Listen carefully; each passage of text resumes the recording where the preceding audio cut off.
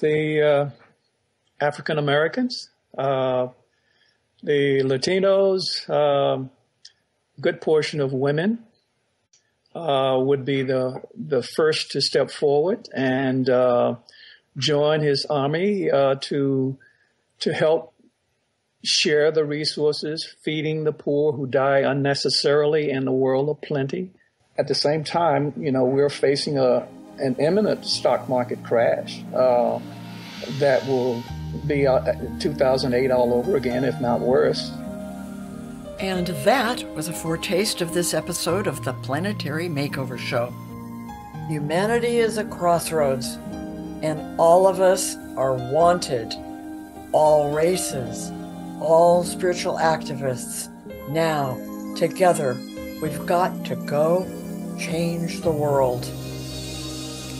In response to the growing voices of an awakening humanity, we bring you evidence that divine help is at hand to work with us to create a hopeful future that works for everyone.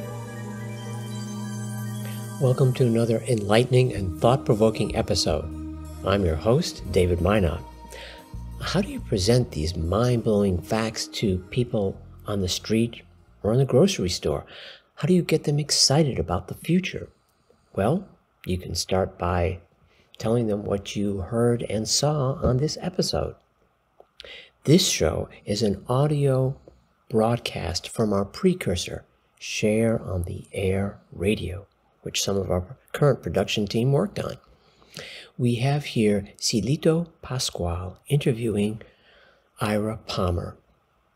Like all of our shows, this one is uplifting and inspirational.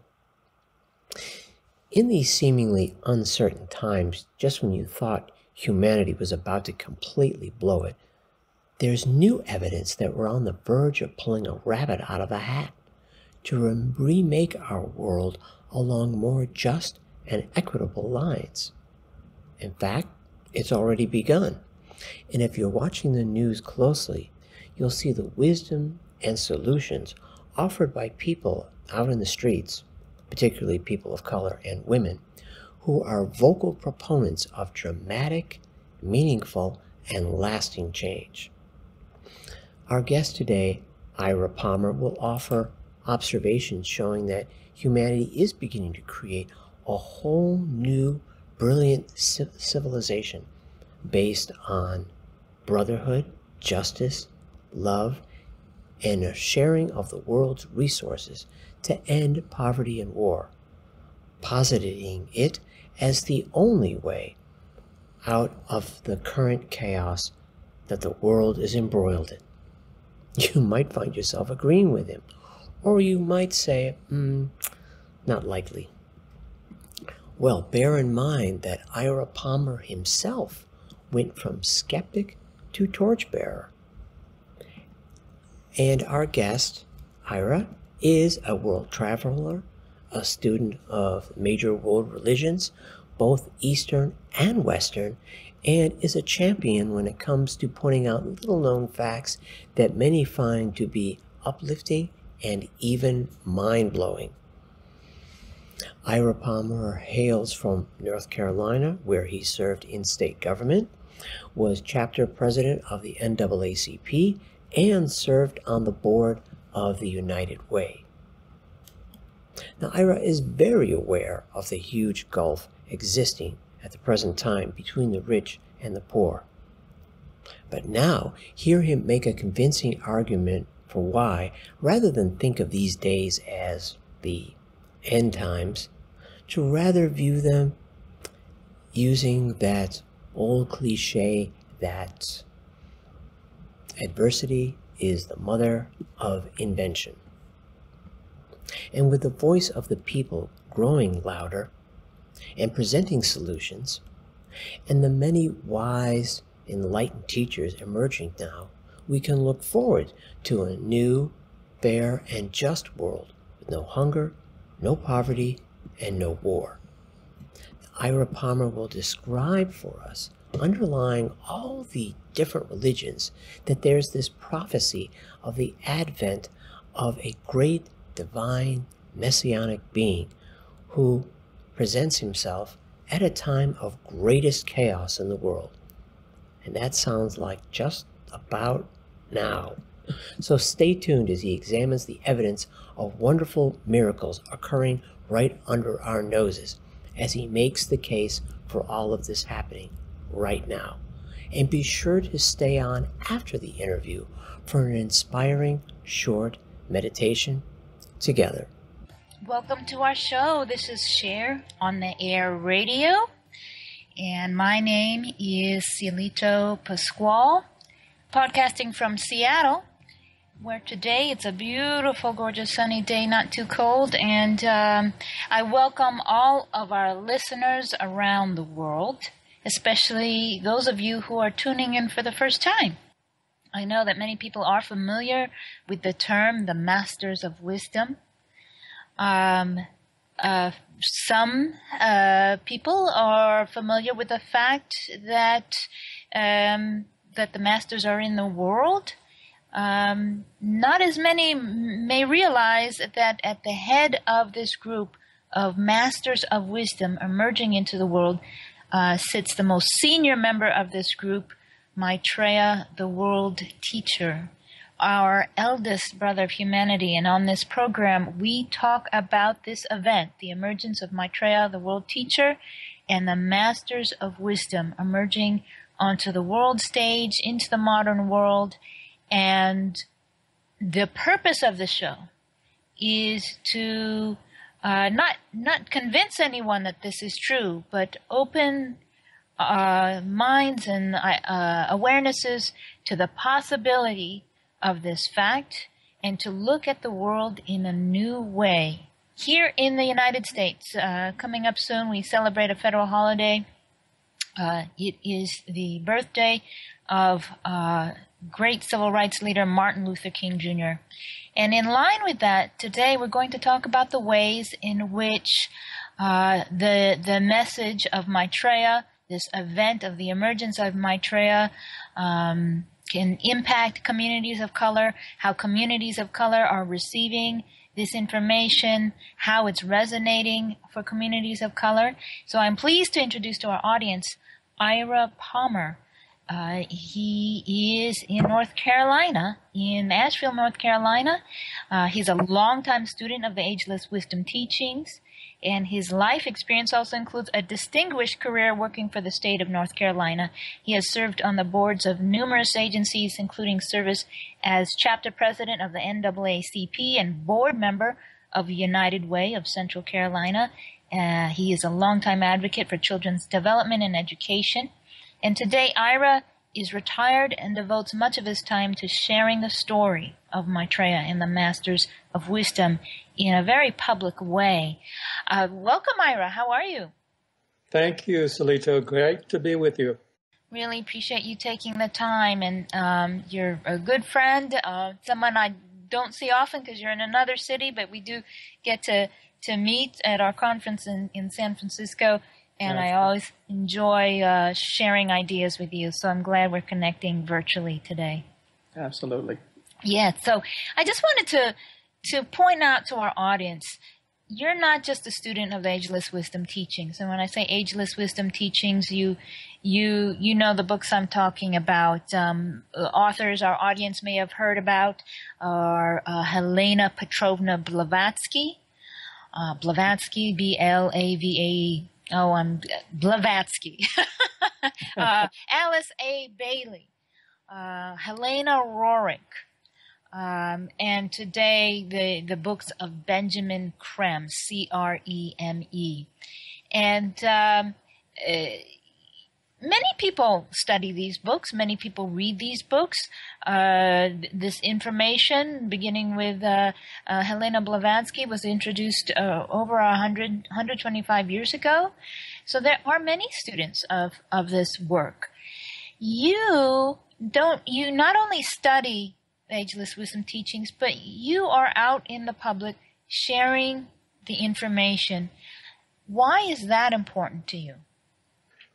Well, I initially was skeptical when I heard the story. I must admit that. My brother shared the story with me about Maitreya's return to the everyday world for the first time in 98,000 years.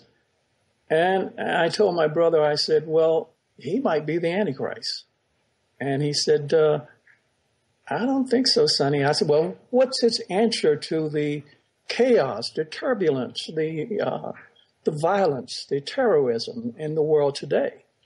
He said, sharing resources. I had to admit that that was the right answer. But I said, how do you get the greedy, selfish people on the planet to subscribe to something like that? That sounds very utopian. And so he gave me the website, and I headed home with a big meal, thinking for sure that I was going to uncover a fraud, a charlatan. And I got to my computer, and I'm a good reader. I read for about 3 hours, and everything was coming together. I knew a little bit about Helena Blavatsky. I read some information on Sylvia Brown, Edgar Casey, but I had not read Benjamin Krim. I knew nothing about Share International. But after this orientation, I felt like this was coming together in a marvelous way, and I found there were tears in my eyes. And I said, this is probably true. It resonated with me. And it was on a Friday. Saturday, I continued my reading, and then I started calling my colleagues, some of my colleagues that I could share this information with, and they were taken aback. I told them to approach the website with an open mind, like a lawyer or a good scientist, and just see if it resonates and see if it opens some doors. And since then, I've been sharing it with people in gyms, cafeterias, food markets, usually at the checkout line because they've already picked up their groceries and are just standing there waiting to be served. So I usually approach them. I said, I will talk about meditation to kind of get a foot in the door. And I'll say to them, have you ever given any thought to meditation? So this is that now for our audience, Ira, you are the opposite of threatening. As a stranger, I would pick you over most anyone to chat with in the grocery line because you're such your demeanor is so pleasant, so engaging. So I can imagine people would be taken aback, but still willing to engage with you. How do you distinguish this? Just for skeptics' sake, how do you distinguish what you're sharing from the act of proselytizing? Or are you? Maybe you are. Is there a distinction there? Well, there is some difference. I tell them that the masters are here. There is a website that you can see some of the miracles that have been manifesting all over the planet, some of which have made their way into mainstream media, like the appearance of Maitreya in Tahrir Square doing the uprising there, the Norway Spiral, the appearance of Master Jesus at the little child prodigy, Akiana, who's been on all the talk programs. That was the Master Jesus in disguise. And I just want to press pause here, just for our newcomers. You're listing some phenomena that's taken place, witnessed by millions of people. Right. Tahrir Square, the Norway Spiral. So I don't want our audience to go, what are they talking about? But you're sharing with people in the audience, in the grocery line, that miraculous things are happening. You just dive right into it. I mean, no, I don't go into the deep details like that. I just open the door to meditation. I tell them there's a powerful new meditation out there in the world today. It's for busy people like you that might be able to carve out 1 or 2 days a week for this meditation. It's the only meditation that invokes the energies from the spiritual hierarchy, that mysterious kingdom above the human kingdom, that we all will graduate into. And if you're interested, here's my card. Here's the website. You can go there, and it talks about how this meditation, separate and apart from any other meditation, incorporates a service, a high-level service. And it's supposedly 1 year equals 10, 15, 20 years of other forms of meditation. So check it out. Give me a call. And what's the response rate as we go into the break? I'd say it's about 10%. I love how we just had an ad for transmission meditation just after we were talking about it. I'm Cielito Pascual interviewing Ira Palmer and the resonance of the story of Maitreya and the Masters of Wisdom with communities of color. And that website again is transmissionmeditation.org. And we'll talk about that in a little more detail later on in this program. I want to know a bit about your background, Ira. What religious tradition did you grow up with? I grew up as a Baptist, so I had a very religious, doctrinal education. My mother insisted that we go to church to get a great moral foundation. She was less persuasive with my father, who absolutely refused to go. He said, all the sinners are right there in church, and the church effect does not last. But I went. I felt it was a good experience. I usually read during portions of the service because they just concentrate on one little paragraph or a couple of sentences and make a sermon out of that. But there were smiling faces, warm embraces, good music. The sermon was sometimes heavy-handed. African-American ministers would use what is known as the boot. That's when you, like Martin Luther King would say, I may not get there with you, but we will reach as a people to the promised land. And, you put a little cadence into it, and it's called the boot.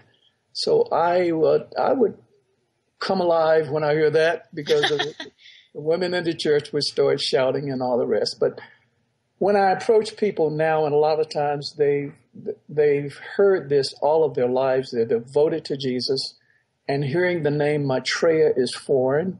And I tell them that he is in the Bible, he's Enoch, the one who did not die but went directly to heaven. He's also Melchizedek. In the Kabbalah, the Jewish text, he is Metatron. In the Tibetan text, he is Gesar. So, according to esoteric or hidden teachings, he overshadowed Jesus 2,000 years ago. That's alarming to you, but that's a way that they respect our divinity. They say we're gods and we don't know it. What can they mean by that? They're talking about the soul within. And Jesus, of course, said, the kingdom of heaven is within you. And the Buddha said, before you can know the God within you. Now, if that's difficult as it is for most people to wrap their brain around, imagine how difficult it was 2,000 years ago dealing with uneducated peasants, superstitious. You'd say something like, you're actually two beings in one, the personality that came out of the animal kingdom and the soul whose vehicle comes from the being behind the sun. So that's a very difficult concept to wrap your brain around. But Jesus tried to get to that by saying, the kingdom of heaven is within you. So throughout our evolution, we're moving closer and closer to the soul. The soul is like an artist using a palette of colors, utilizing the 7 rays. And I know you've talked about that earlier. But he chooses the 7 colors to bring out a certain intensity, a certain color, a certain tone, a certain vibration, in moving us toward perfection. The soul is already perfect. but it's trying to create us in its image.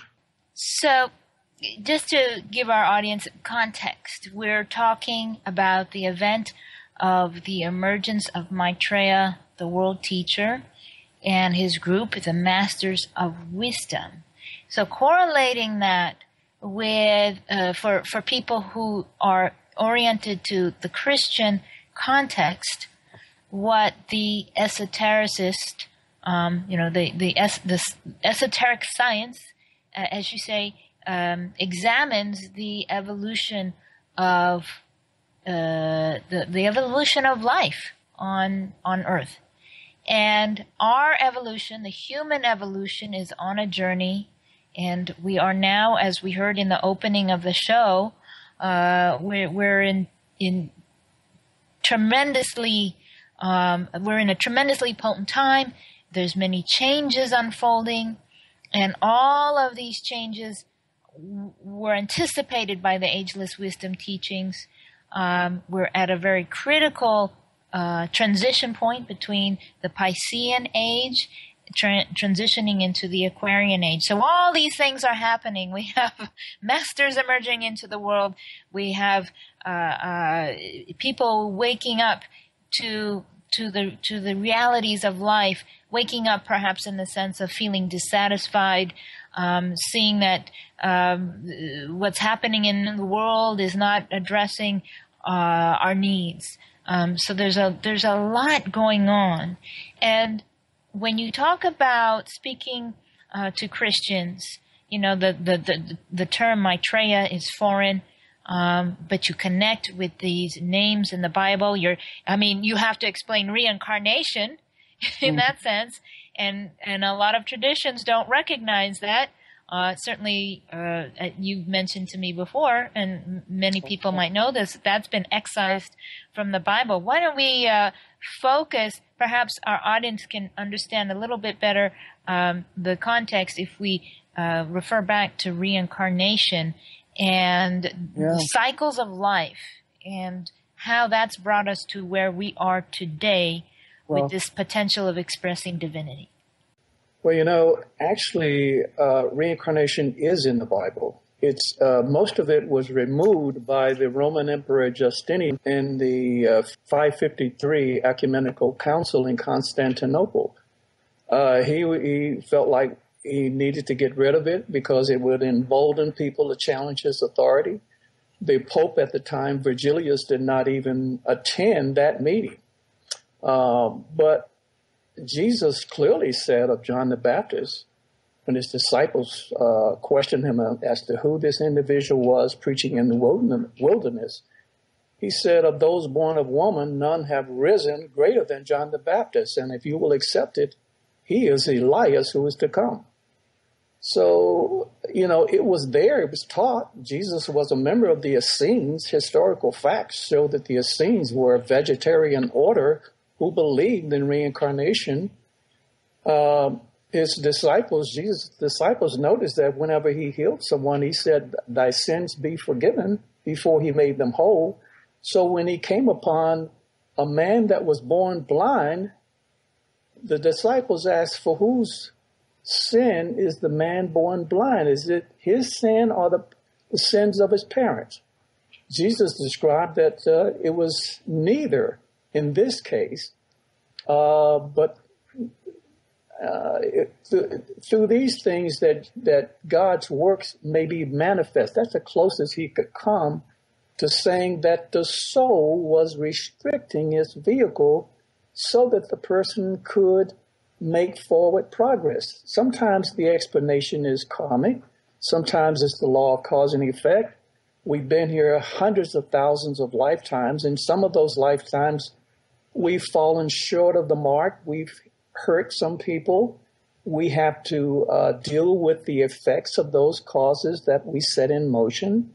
This is the case with John the Baptist, who had to be beheaded for his actions as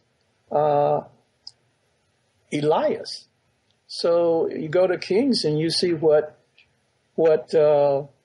Elias did and Elijah, and you'll see that he challenged the Queen of Baal, her prophets, to set fire to the bullock.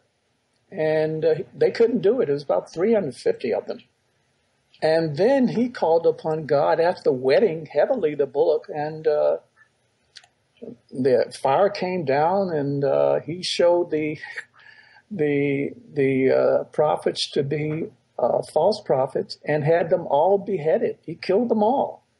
So the queen wanted his head by the end of the day, and he sneaked off, escaped, and then you see the action of that, the karmic effect of that in his life as Elijah. So there's several places in the Bible where the Pope Vigilius kept those references to reincarnation, even though he was ordered to remove them. But, the Tibetan master Dwal Kul said, what we have in Christianity is really churchianity. It's put the church between us and God. And this edit from the Roman Emperor Justinian has stood for centuries. But you have a number of people on earth who can remember their former lives. Under regressive hypnosis, a lot of people remember their former lives. Have you ever had an experience of a past, but something you think was a past life? As a matter of fact, I have. I used to build models of historical ships in scale. And I had a reading once, and they told me I was on the ship several times. And I met a lady my staff wanted me to meet. And when she came into the office, I felt like I knew her. It was such a uncanny feeling that I had a reading from a psychic that lived in the mountains here for a while, and she told me I'd been married to this woman in 2 lifetimes. And so it's a number of times we have that deja vu feeling that we've been a place before. When I meet Indian people, I feel like these are people I've been with. And same thing with China. When I went to China and Shenzhen and Zanzhou. In traditional religious communities, we were talking about this earlier. People tend to, if there are ideas that seem foreign, it's a bit of a challenge to stretch in that direction. But you've just demonstrated that even with all your knowledge and your obvious honoring of your religious upbringing, you don't sound like someone who just rejects it outright. You simply had questions.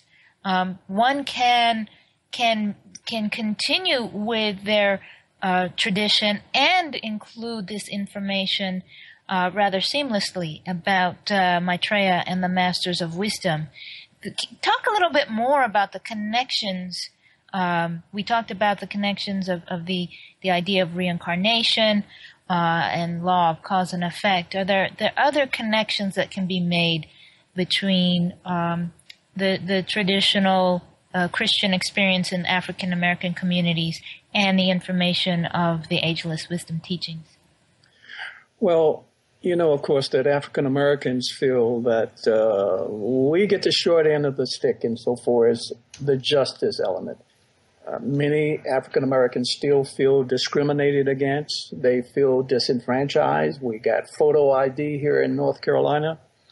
There's unfair sentencing. Blacks who commit the same crimes as whites get longer sentences.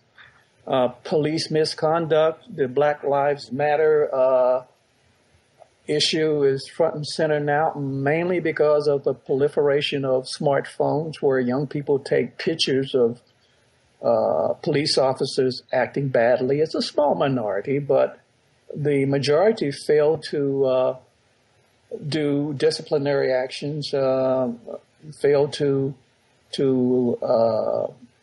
have review by outside people, and so you have this inflamed situation that we have with Black Lives Matter. And when I share with them that there is hope. There is the law of karma. No one gets away with anything. Once your soul sees you do something like that, then you will have to experience that. Unless, of course, you can mitigate it through what they call karma of merit.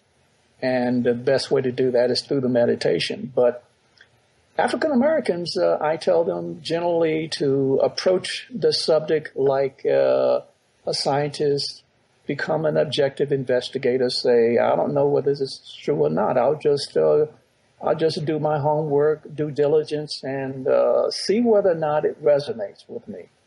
And for many, it does. When I went up to the Congressional Black Caucus and Cindy Bruder from Massachusetts accompanied me, we were just astounded with the reception we had. We had 86 people, I believe, to sign up to receive more information about it. They weren't stunned. They didn't let the Bible get in the way of their listening to the story. When they said 98,000, when they heard 98,000 years ago that Maitreya was here, and they said, how do you know that? And I talked about the pyramids, the research of Christopher Dunn, his reverse engineering. He's one of the top engineers in the world, and machinist. He said, we can't build these pyramids, the one in Giza, he was specifically studied. We can't build this. We know the Egyptians didn't build it. And they scoffed at the notion that it was built by the tools on display, these copper saws that's supposed to cut through limestone, let alone granite. And so, you have Benjamin Krim, who is in contact with a senior member of the spiritual hierarchy of this planet. And he explains that it was built 16,000 years ago using thought, the same way our space brothers build their crafts. And, of course, we in our English don't believe that there's life on other planets, but they're in etheric matter. There's 7 levels through the physical plane. We know of solid, liquids, and gaseous physical, but there are 4 etheric levels that are finer than gas. When we die, we are in etheric matter, very much alive. What they don't tell you is that sometimes in our clinics, we will see little children that can see elementals. They're invisible, some of them. And the kids say, Mommy, there goes one right there. These little people that inhabit the gardens, the streams. As a matter of fact, our bodies, our physical, emotional, and mental vehicles are made of elementals. Kids can see them because it hasn't been long since they were in that realm. But then their parents say, honey, that's just your imagination. They're not really real. So the kids lose that faculty. And so our space brothers, all the planets are inhabited. They're in etheric matter. They can slow down the vibration of their crafts or their physical vehicles so that temporarily it comes within our field of vision. And I'll jump in here too. We make these huge leaps. We are so used to this information, you and I. We make huge leaps, and I want to keep in mind people listening for the first time the importance of understanding that we have space siblings on other planets visiting is part of pointing to the fact of the unity of all life. And that is really why Maitreya and the Masters are emerging today, because we are so conditioned because of our prevailing economic and political systems to only see divisions and separation when there is truly, at the heart of it, unity. We are all one on a very real level, and because we have created systems that oppose that do not acknowledge that essential truth of unity. That's right. We have the conflicts that we have in the world. So when you're bringing up the Space Brothers, that's a whole big topic. I love talking about the Space Brothers, and they're doing a lot to help us. I will, I don't want to confuse our audience. I'm sure our audience can take all the information we can give them. But they are certainly helping us environmentally, helping us clean up our environment, and their gifts and insights, their gentleness and their appearances, being documented just with such frequency. You'll see videos on YouTube. They know about the extraordinary possibility of transformation for this and inevitability of transformation on this planet. Another statistic, I want to point to the idea of sharing as the fundamental principle of transformation. You mentioned this at the beginning of the show. I was just at a meeting earlier today with my activist group, and apparently, because of going back to just economic facts here and people of color communities, because of predatory schemes, predatory loans, and foreclosures from the crash, the bank debacle of 2008. It's estimated $71 to $92 billion left the communities of 71 to $92 billion of wealth departed from the people of color communities. And this is important to understand and not gloss over, because what's happening to us economically happens to us spiritually. How we treat each other economically is how it's a reflection of who we are spiritually. And I certainly don't think that our systems, our economic system, is honoring our divinity. What do you see in your communities, religious, spiritual, political, of people awakening to the fact that change has to happen?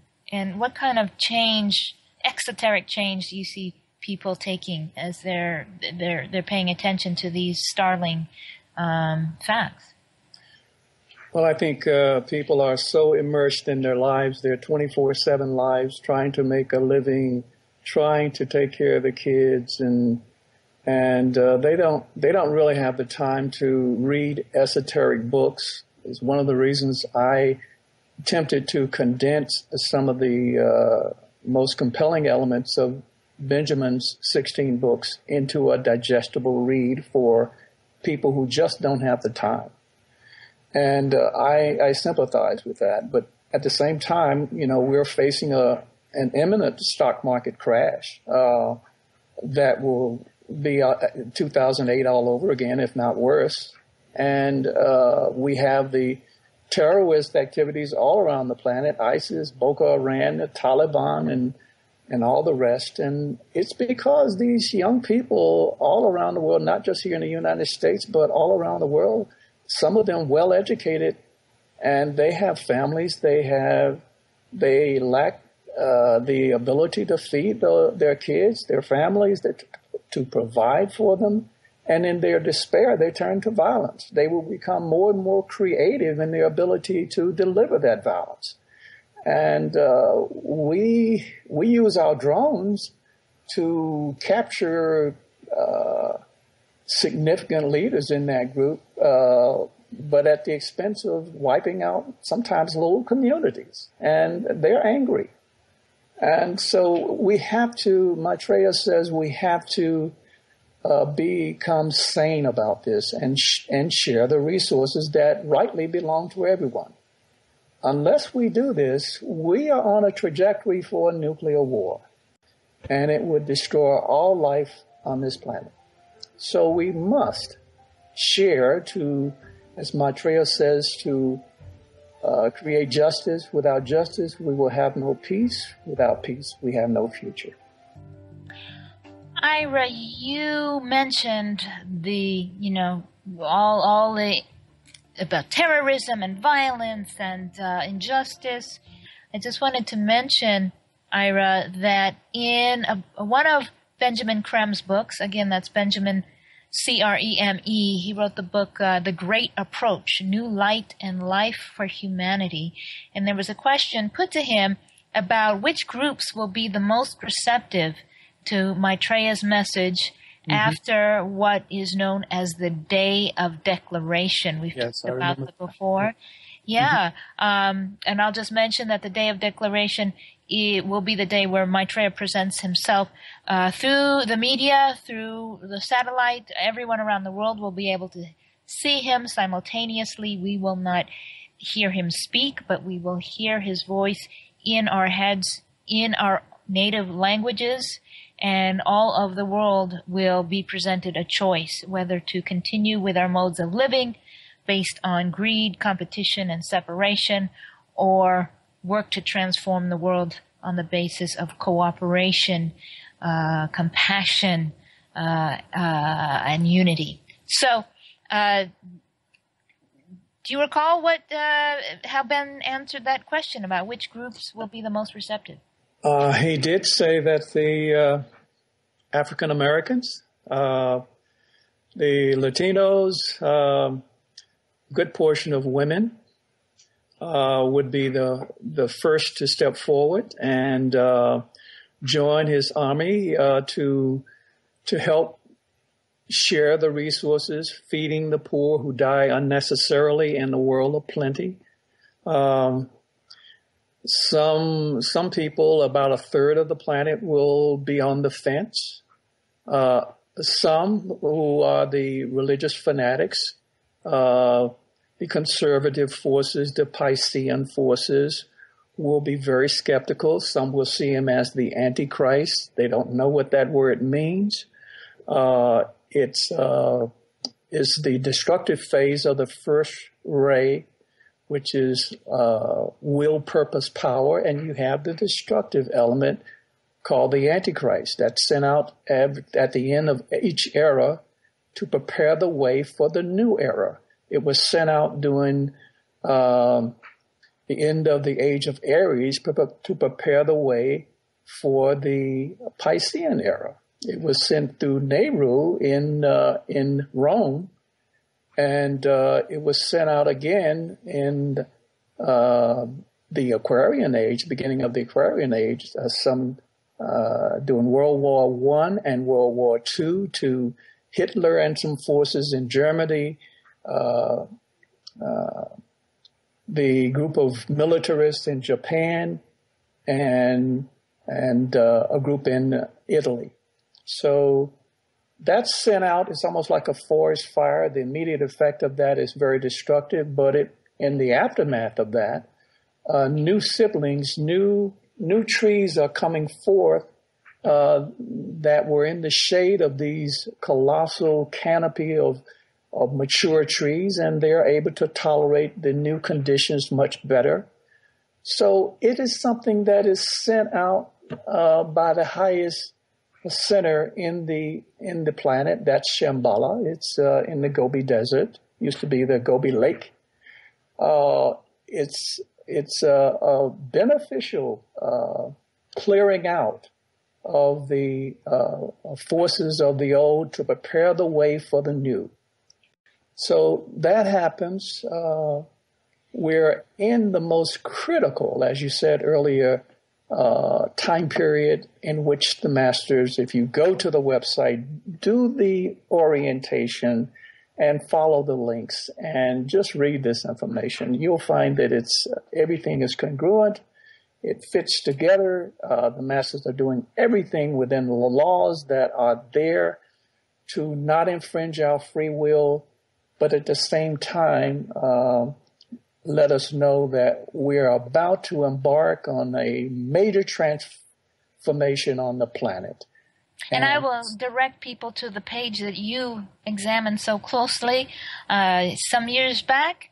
I guess it's been about 15 years since you first visited Share-International.org.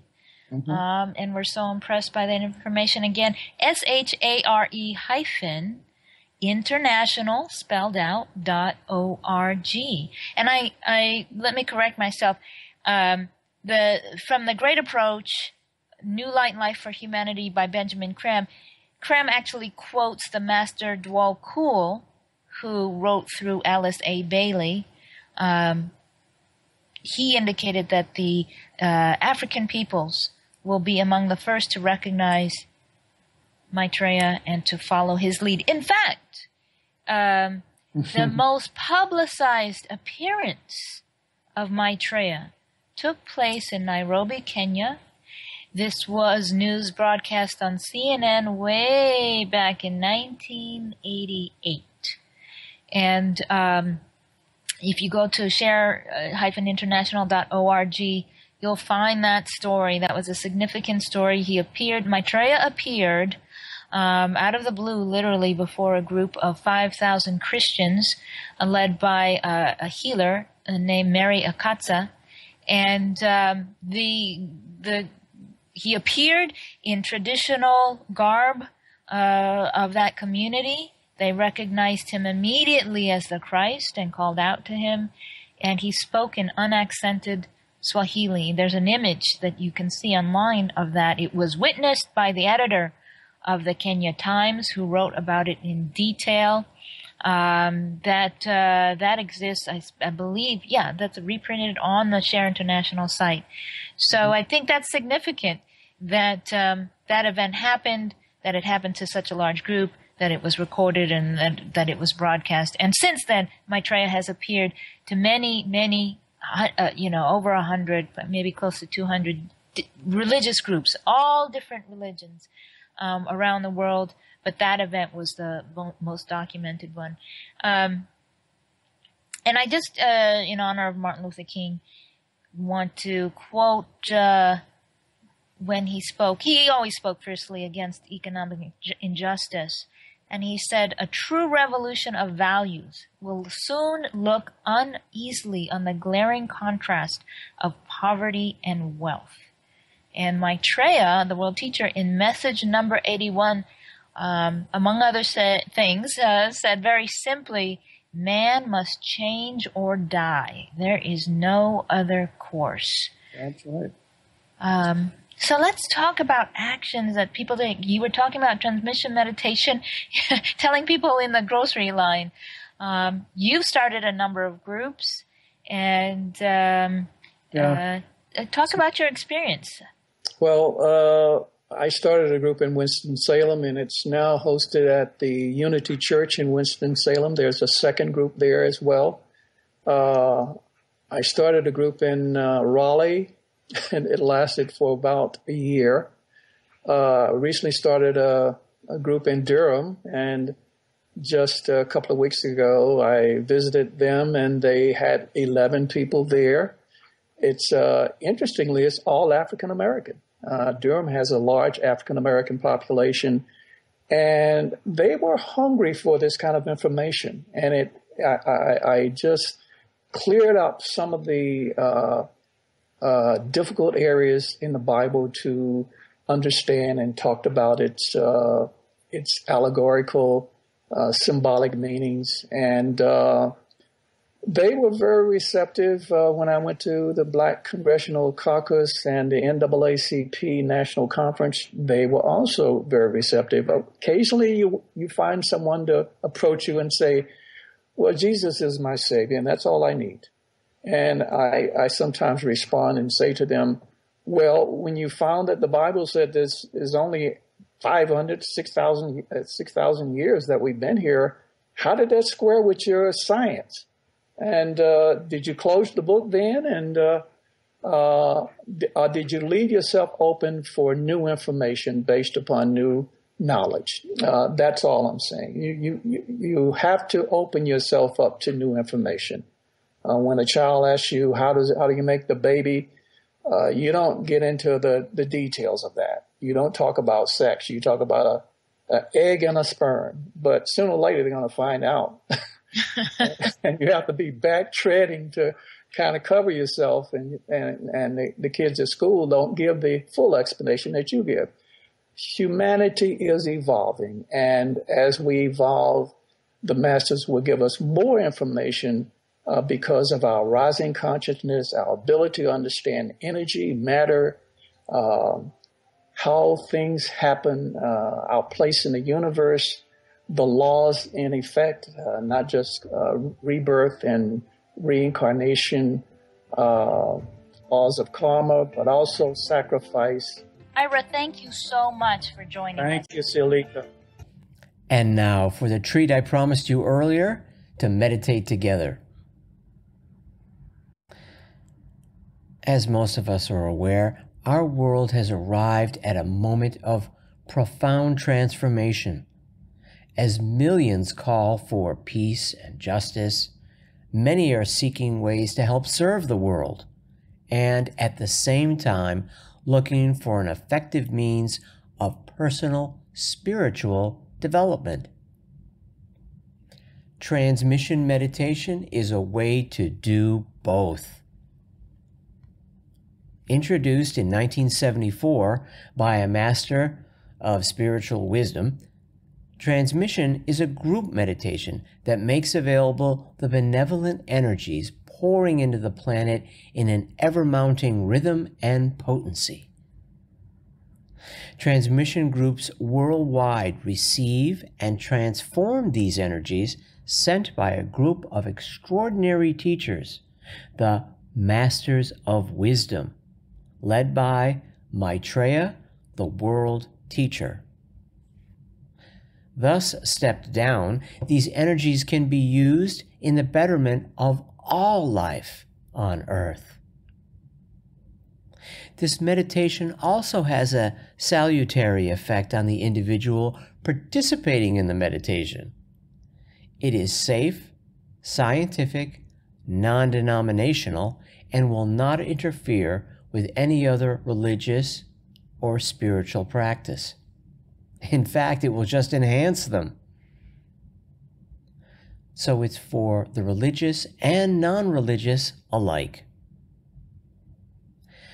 So now, just focus your attention at the chakra center between the eyebrows, called the Ajna Center, which is the center of the will. And let's read together the great invocation and meditate as long as you wish, holding your attention there when it drifts away by thinking Om, silently, inwardly. The great invocation. From the point of light within the mind of God, let light stream forth into the minds of men. Let light descend on earth. From the point of love within the heart of God, let love stream forth into the hearts of men. May Christ return to earth. From the center where the will of God is known, let purpose guide the little wills of men, the purpose which the masters know and serve. From the center which we call the race of men, let the plan of love and light work out, and may it seal the door where evil dwells. Let light and love and power restore the plan on earth. Visit us on Facebook at #Planetary Makeover. This show has been a production of planetarymakeover.org. At our website, we have a link to our bi-weekly live show at 5 p.m. Mondays Pacific Time and 8 p.m. Eastern Time. At our website, we also have a link to our archives and a selection of our shows. For more background info, visit www.Share-International.west.org. That's Share-International-west.org. For related books and DVDs and CDs by Benjamin Creme on the emergence of Maitreya, the World Teacher, please go to share-ecart.com. That's share-ecart.com. We also invite you to watch another show that we really love, entitled What in the World is Happening? And that show, which you don't want to miss, is produced by Share International Canada. Please view episodes of What in the World is Happening on demand at youtube.com/@Message of Hope Weekly. It will be live streaming mostly on the second Saturday of every month at the Share International Canada Facebook page.